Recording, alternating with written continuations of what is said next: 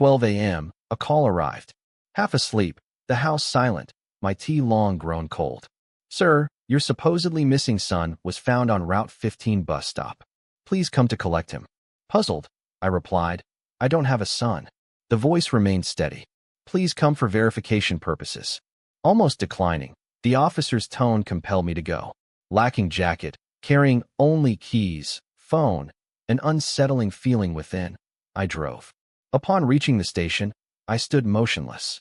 Sitting on a bench, wrapped in a thin hoodie, red-eyed yet familiar, was Zach, my ex-wife's son, formerly considered mine, or the boy once known as my son. I wed Claire when Zach was 4. His biological father abandoned him before his first birthday.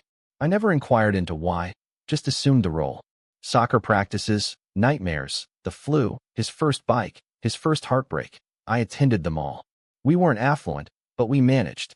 Teaching high school English was my profession.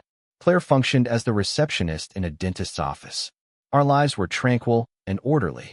Zach and I shared a genuine connection, albeit with flaws. When he turned 13 and began distancing himself, I granted him space, believing it was just part of adolescence. However, something changed around that time. Claire began supporting him more, overlooking his actions. Once, he vandalized a neighbor's car and lied about it. I removed his gaming privileges and grounded him for a week. Claire quickly rescinded my punishment the same day, asserting I was too harsh. From then on, our relationship with Zach deteriorated gradually. He became increasingly moody and distant. I persisted in attempting to connect, thinking that's what fathers did. But by the time he turned 16, Claire informed me bluntly, he no longer views you as his father. Stop trying to force it. This shattered me. 3 years ago, Claire and I parted ways amicably, with few disputes. No shouting matches, no custody battles. Zach was mature enough to make his own decisions and chose to stay with her. 6 months after the divorce, Claire phoned. Zach had been skipping school. Despite my belief that he associates with questionable individuals, I seek your assistance. Initially, I hesitated as it wasn't my obligation anymore from a legal standpoint. However, emotionally, I couldn't distance myself. I met with Zach, who appeared cold and detached. He reprimanded me for coming uninvited. Regardless, I covered his outstanding tuition fee, enrolled him in a program for at-risk youth, and even assisted with rent when Claire lost her job. Yet, a year later, he was arrested for shoplifting and vandalism. Claire called me crying, informing me of the incident. He blames me for his misconduct, alleging I abandoned him, which struck a chord in me. When I confronted Zach about it, he didn't deny the accusations but instead shifted the blame onto me. His nonchalance about my past actions hurt even more, as I had never legally adopted him due to Claire's wishes to avoid complications. This conversation was a reminder of our past and reopened an old wound. I reminded him I was still repaying the loan I took to fund his therapy sessions. His tone turned sarcastic. Nobody made you act as a father. The hurt wasn't that he attacked me. He was young, distraught, bewildered.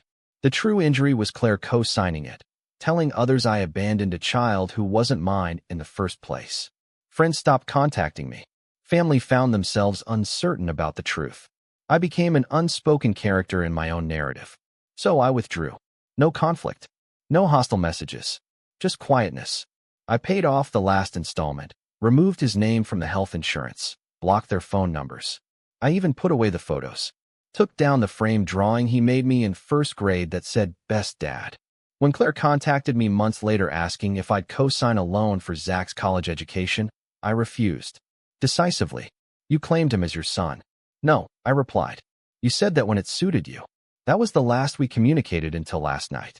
At the police station, they informed me that Zach was found alone and disoriented, without a phone or identification. Mumbling my name, he glanced at me and murmured, "You're here." I was speechless, only nodding in response. Later, in the car, an uncomfortable silence prevailed between us. "Why did you arrive?" he asked faintly. I gazed at the road ahead. At one point, I believed you were mine. Some feelings don't simply vanish. He didn't weep. Instead, he turned his head towards the window. I left him at Claire's. She didn't bother to step out. She merely cracked open the door, grabbed his arm, and mumbled, "Thanks." I haven't had any contact with either of them since.